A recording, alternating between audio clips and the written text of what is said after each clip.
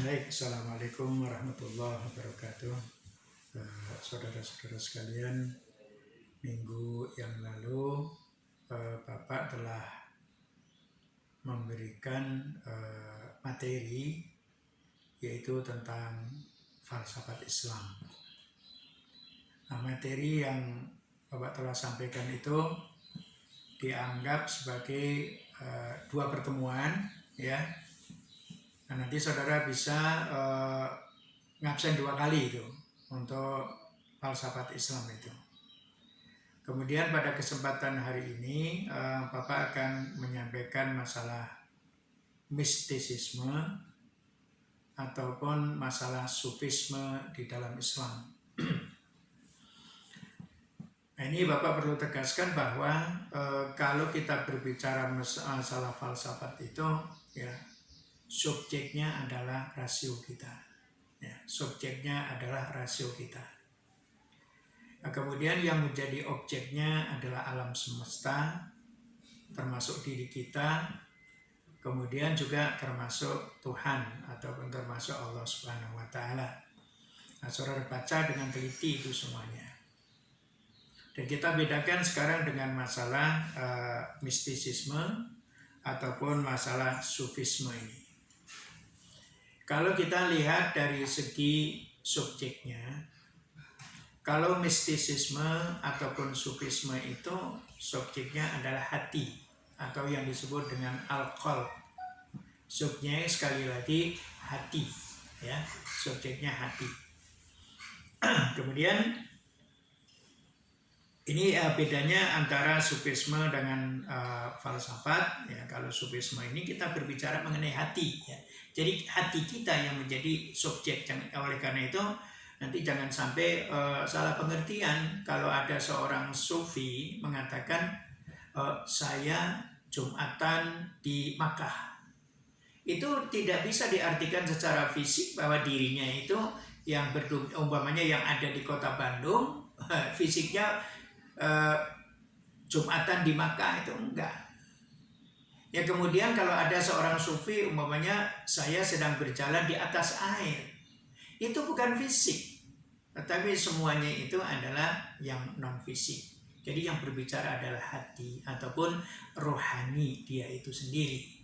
Itu masalah sufisme.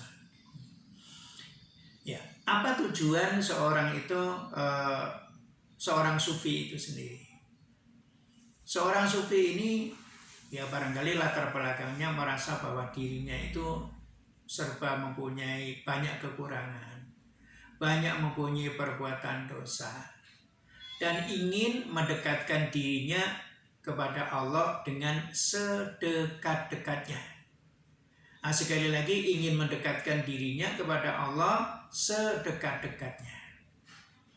Nah, cara inilah nanti yang akan ataupun tujuan inilah yang akan diperoleh seorang sufi. Kemudian dengan cara-cara yang telah ditentukan oleh seorang sufi itu sendiri. Oleh karena itu kadang-kadang kita juga mengenal yang namanya tarikat. Tarikat itu adalah jalan yang ditempuh oleh seorang sufi, ya, untuk mendekatkan dirinya kepada Allah Subhanahu wa Ta'ala dengan sedekat-dekatnya. Nah, itu pengertian sufi, ya. Baiklah saudara sekalian, mengenai pembahasan, ya, masalah tasawuf ataupun masalah sufisme itu, saudara nanti boleh membuka buku saudara tentang pemikiran Islam, yang ditulis oleh LSI itu, ya, saudara sudah beli masing-masing itu. Nah, saudara nanti boleh membuka ataupun meresume halaman 157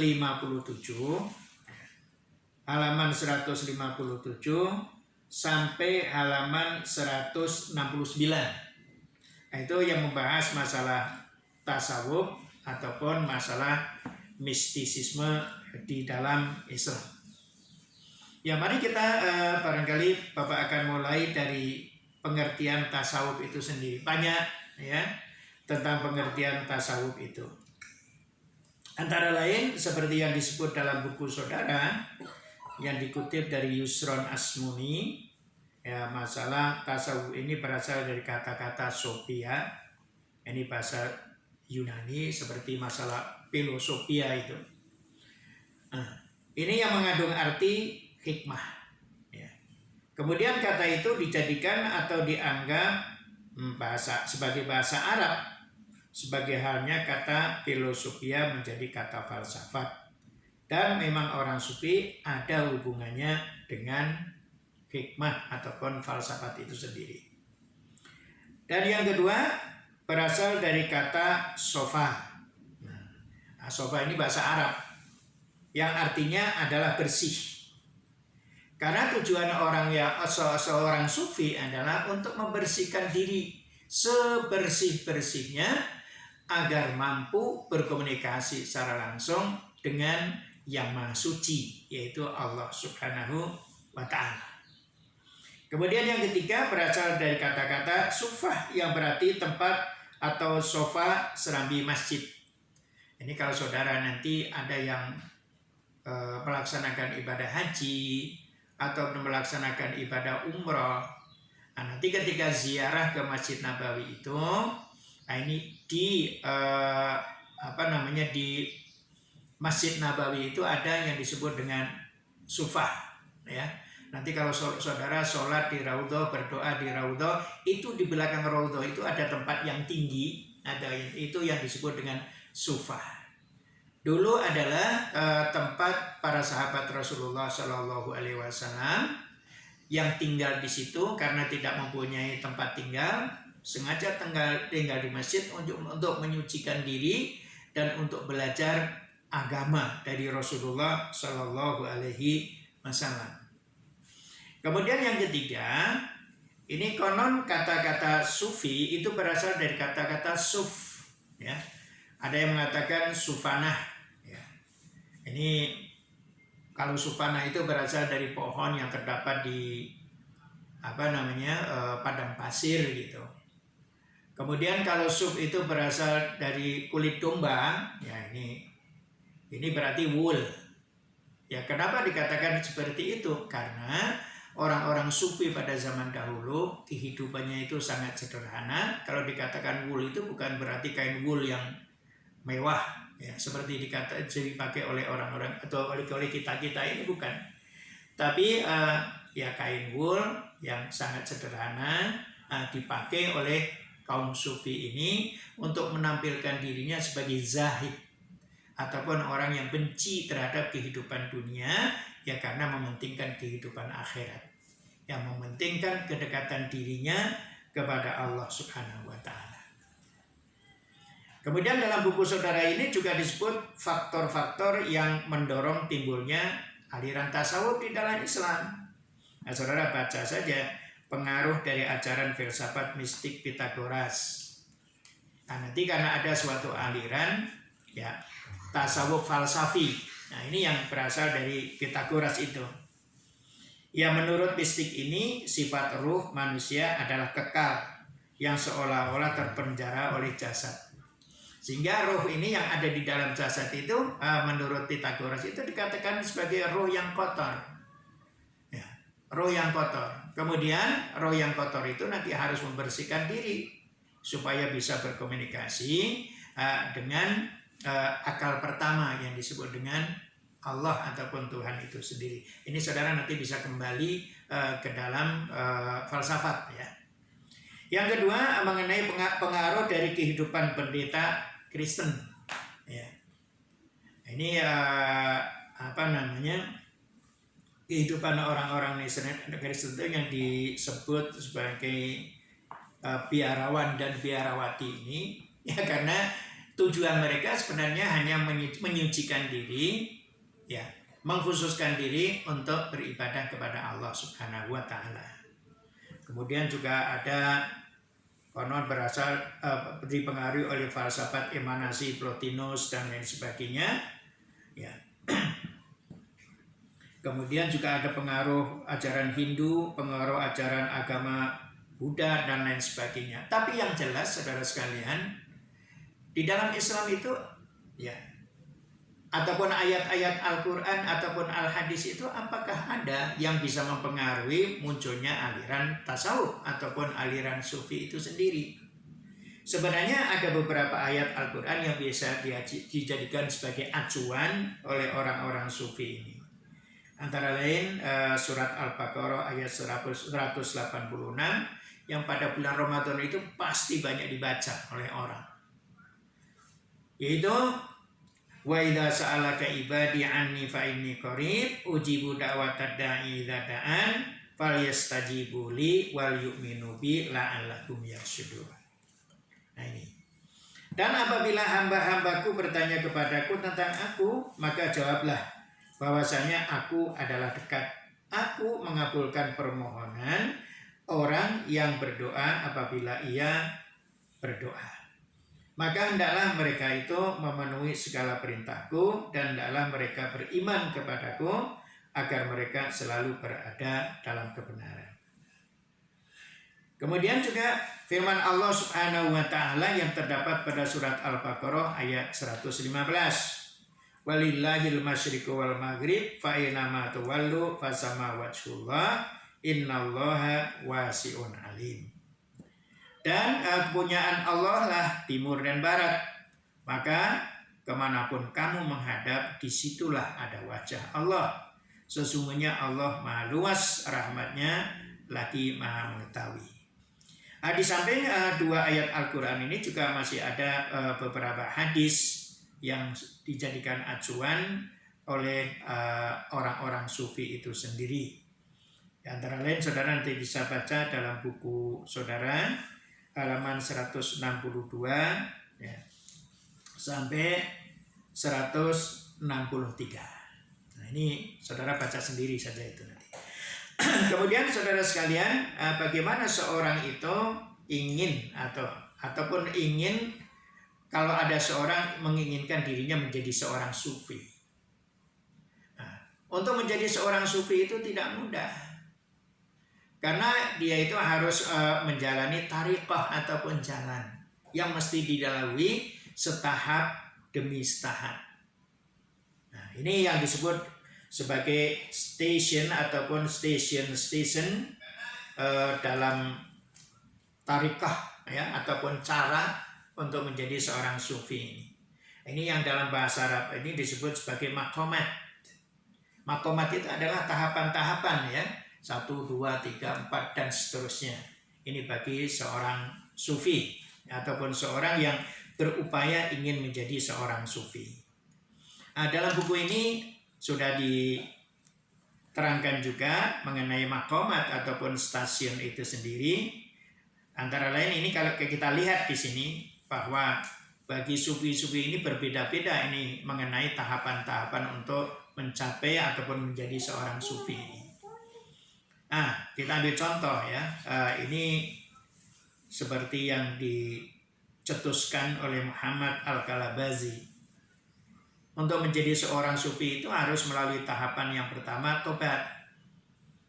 Kemudian yang kedua setelah tobat dia zuhud. Kemudian tahapan yang ketiga dia sabar. Tahapan yang keempat faqar. Fakir itu artinya miskin ataupun fakir. Kemudian yang berikutnya adalah tawadhu, takwa, tawakal, ridho, mahabbah, dan terakhir ma'rifah. Kemudian kita ambil contoh yang ketiga ini Abu Hamid Al-Ghazali yang sangat dikenal di Indonesia ini. Ya, seorang sufi. Kalau menurut Al-Ghazali, untuk menjadi seorang sufi itu diawali dengan tobat. Kemudian yang kedua wara', yang ketiga zuhud. Yang pertama tobat, yang kedua sabar, kemudian yang ketiga faqar, yang keempat zuhud, yang kelima tawakal, yang keenam mahabbah, yang ketujuh ma'rifah, dan yang terakhir adalah ridho. Ini jadi tariqah yang ditempuh itu berbeda-beda. Sekarang apa yang dimaksud dengan taubat itu? Nah, ini taubat ini barangkali bagi kita ini sudah tidak asing. Yang disebut dengan taubat yang dimaksud adalah taubatan nasuha. Kalau orang banyak mempunyai perbuatan dosa, berhenti dari perbuatan dosa itu.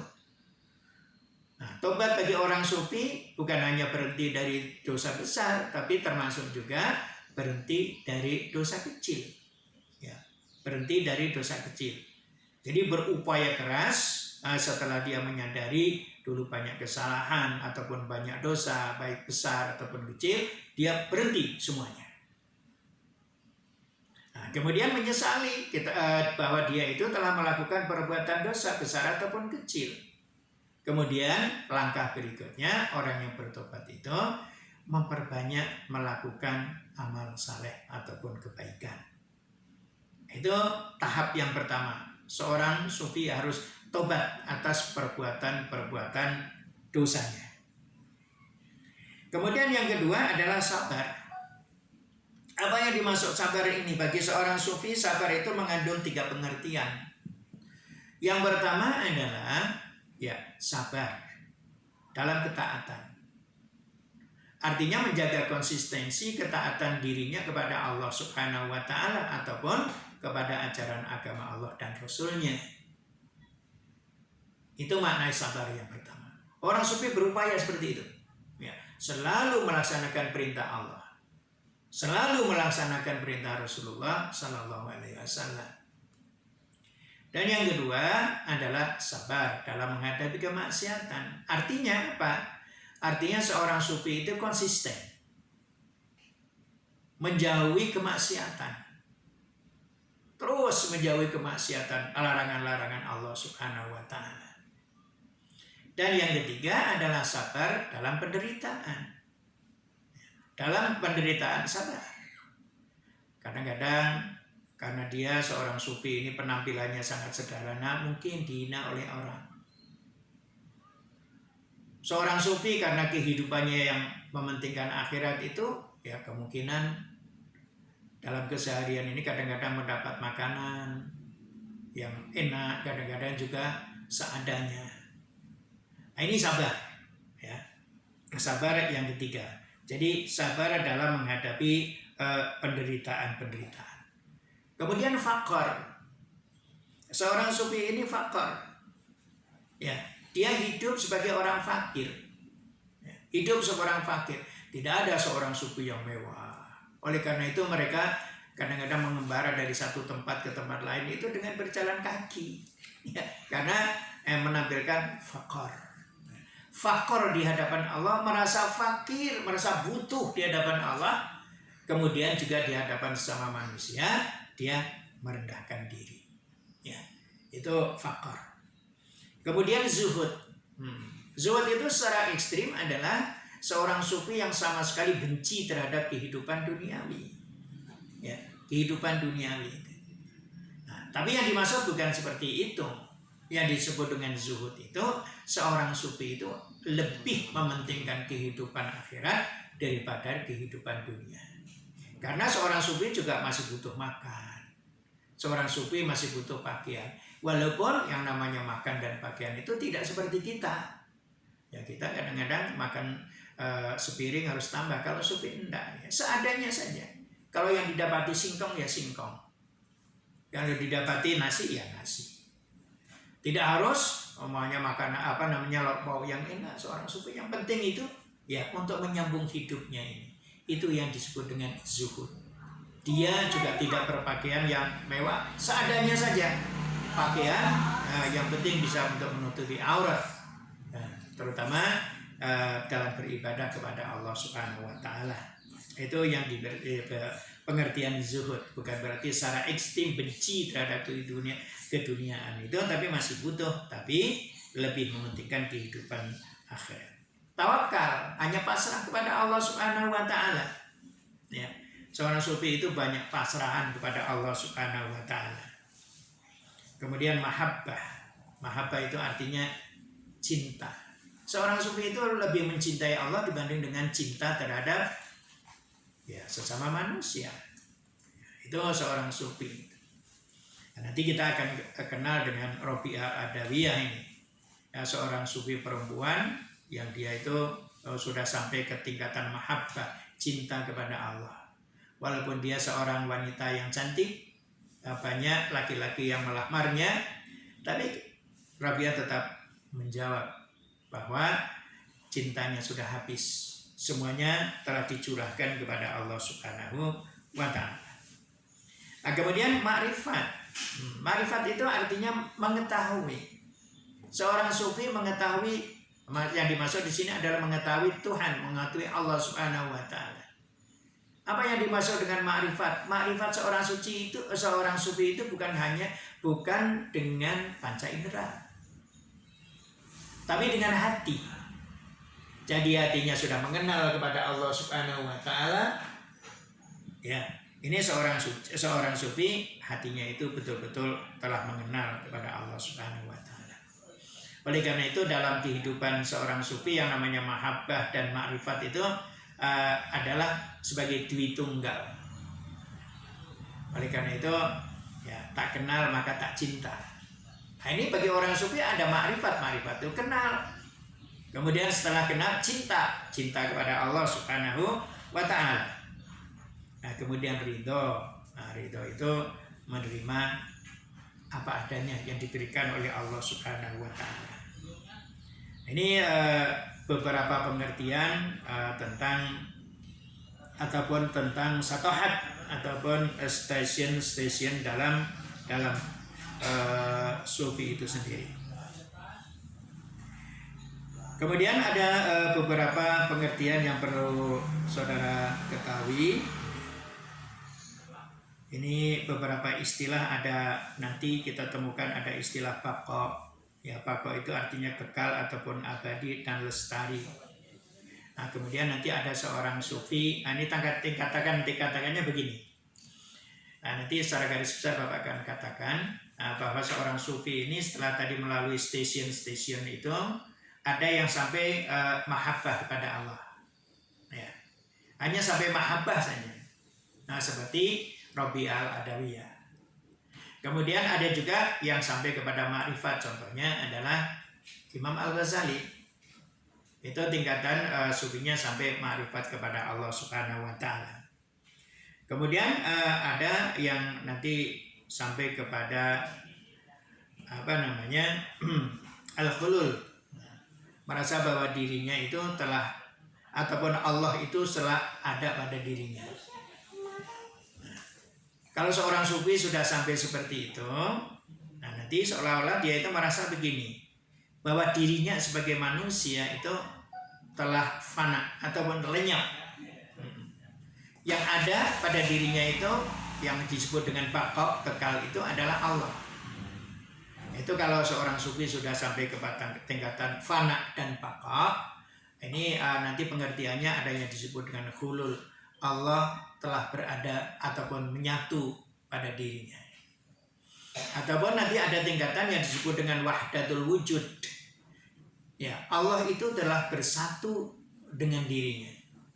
Ini al-fana wal baqa. Ya, fana itu artinya dirinya itu telah melebur kepada zat Tuhan, sehingga yang ada itu, yang tetap ada itu adalah baqa, ataupun tetap ya ada itu adalah Allah.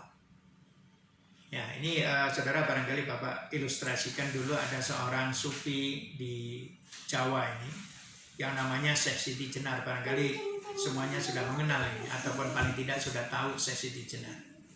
Nah, Syekh Siti Jenar ini ketika dipanggil oleh Raden Fatah, ya, raja Islam yang Raja Demak ya. Ini ketika dipanggil oleh utusan raja ke rumahnya, ketika dipanggil assalamualaikum, ditanya apakah Jenar ada di rumah, jawabannya dari dalam rumah itu, Jenar tidak ada, yang ada Tuhan, Ini artinya si Jenar sebagai seorang sufi ini ketika itu sudah sampai kepada tingkatan fana dan baqa ini. Jenarnya nggak ada, yang ada Tuhan. Ini rohaninya sudah seperti itu. Tapi dipahami oleh orang awam bahwa Jenar itu mengaku sebagai Tuhan. Nah, padahal ini ada tingkatan seorang sufi ketika dia sudah merasa namanya bersatu dengan Tuhannya, dirinya lebur, yang tetap ada adalah Tuhan ataupun Allah Subhanahu wa Ta'ala. Jadi beda persepsi ini, ya. Kemudian tadi ada faktor kefakiran, berarti tidak meminta lebih dari apa yang telah ada pada dirinya, tidak meminta rezeki kecuali hanya untuk dapat menjalankan kewajiban, kemudian tidak meminta ya sewalaupun tidak ada pada diri kita. Nah, ini kemudian ada istilah hulul ittihad, berarti kesatuan. Ittihad tadi kesatuan diri seorang sufi dengan Allah. Ya, kemudian persatuan dengan Tuhan, hulul juga tadi sudah ada istilah mahabbah Bapak sudah terangkan, kemudian ada istilah makrifat tadi sudah, kemudian tawadhu merendahkan diri, kemudian takwa. Nah, ini ada istilah lain itu yang disebut dengan waro. Waro itu mengandung arti menjauhi hal-hal yang tidak baik. Dan dalam pengertian sufi, waro adalah juga meninggalkan segala sesuatu yang di dalamnya terdapat subhat. Seorang sufi itu kalau makan, berpakaian itu hati-hati sekali itu. Ya, kalau berpakaian, namanya pakaian yang mengandung ini tidak jelas ini pemberian ataupun dia membeli sendiri. Ya, itu dia tidak akan memakainya. Pokoknya pakaian ini ada unsur sutranya ataupun tidak. Ya. Ini seorang sufi pasti tidak. Nah, kemudian salah satu contoh yang namanya waro ini seorang sufi, ya. Kalau saudara sekalian itu yang namanya makan di warung Tegal, pinggir jalan itu kan boleh. Ya halal-halal saja. Tapi bagi seorang sufi, karena dia waro, ya, dia tidak akan mau itu makan di warteg ataupun pinggir jalan ini. Ya, ini seorang sufi yang waro, ya. Jadi menjaga kehormatan dirinya. Nah, saudara sekalian, ini barangkali beberapa istilah yang telah kita perkenalkan dalam masalah sufi ini.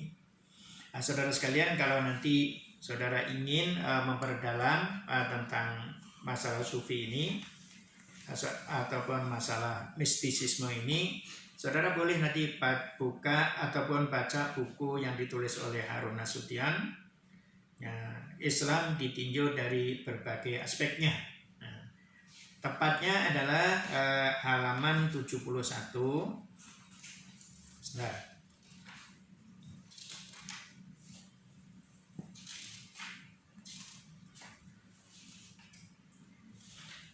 Sampai dengan halaman 91. Sekali lagi halaman 71 sampai halaman 92 ya. Buku yang ditulis oleh Harun Nasution, Islam ditinjau dari beberapa aspeknya. Nah, sedikit lagi ini. Nah, ini saudara nanti perdalam sendiri ya. Ini ada contoh-contohnya siapa yang seorang sufi yang sampai mahabbah ya, sampai kepada ma'rifah, kemudian sampai hulul ya. Itu ada contoh-contohnya. Kemudian Bapak akan tambahkan yang terakhir ini masalah klasifikasi ataupun pembagian tasawuf itu sendiri. Secara garis besar tasawuf itu ada 3 macam. Yang pertama adalah tasawuf akhlaki. Ini ada pada buku saudara. Adalah tasawuf yang berorientasi pada perbaikan akhlak, ya, atau yang dalam falsafat itu disebut sebagai etika, ya. Kemudian yang kedua yang disebut dengan tasawuf falsafi, ini pengaruh Pythagoras tadi, ya, karena ingin menyucikan ruh ya yang terpenjarakan dalam jasad ini. Ini antara lain dengan mistisisme ataupun masalah dengan tasawuf itu sendiri. Kemudian yang ketiga adalah tasawuf amali. Tasawuf amali adalah tasawuf yang membahas tentang bagaimana cara mendekatkan diri kepada Allah Subhanahu wa Ta'ala. Tasawuf amali adalah tasawuf yang dipraktikkan di dalam kelompok tarikat. Nah, ini nanti kalau tasawuf amali ini macam-macam sekali ini. Nanti saudara ada mengenal tarikat Naqsabandiyah. Ya, ini adalah tasawuf amali. Bagaimana mereka itu tadi ingin mencapai derajat yang sedekat-dekatnya dengan Allah dengan cara-cara mereka yang mereka tempuh ini, Ini yang disebut dengan tarekat amali, ada Naksabandiyah, kemudian ada Qadiriyah, ya, ada Sanusia. Kemudian kalau saudara nanti melihat yang di Suryalaya, Tasikmalaya itu, juga ada macam tarekat. Ini juga tadi sekali lagi adalah cara yang ditempuh oleh seorang sufi untuk mendekatkan diri kepada Tuhannya ataupun kepada Allah dengan sedekat-dekatnya. Ini barangkali itu. Sekali lagi, perdalam dengan membaca buku yang saudara telah miliki, Pemikiran Islam yang ditulis oleh LSI. Sekali lagi itu. Kemudian saudara sekalian juga boleh membaca buku Harun Nasution, ya, Islam ditinjau dari berbagai aspeknya. Ini untuk pertemuan minggu ini, ya, untuk kelas A dan B sama. Saudara baca, saudara beri resume, dan resume itu nanti saudara tunjukkan sebagai tanda kehadiran saudara dalam perkuliahan ini. Itu saja untuk perkuliahan masalah tasawuf ataupun masalah mistisisme ini. Pertemuan minggu depan insya Allah kita akan membahas masalah pemurnian dalam Islam dan sekaligus pembaruan di dalam Islam. Insya Allah 2 kali pertemuan lagi kita bisa menyelesaikan seluruh mata kuliah PAI 6 ini. Itu saja yang Bapak sampaikan pada kesempatan ini. Ya, bagaimana sekali lagi saudara sekalian tidak seperti kuliah tatap muka. Oleh karena itu saudara harus proaktif membaca buku, yang kemudian diresume, ya. Kalau nanti Nana dalam tatap muka berikutnya mungkin Bapak nanti akan bisa tatap muka dengan Zoom saja supaya bisa tanya jawab, ya, terakhir paling tidak itu. Ya baiklah, cukup sekian pertemuan kali ini. Kita akhiri dengan membaca hamdalah. Alhamdulillahirabbil alamin. Assalamualaikum warahmatullahi wabarakatuh.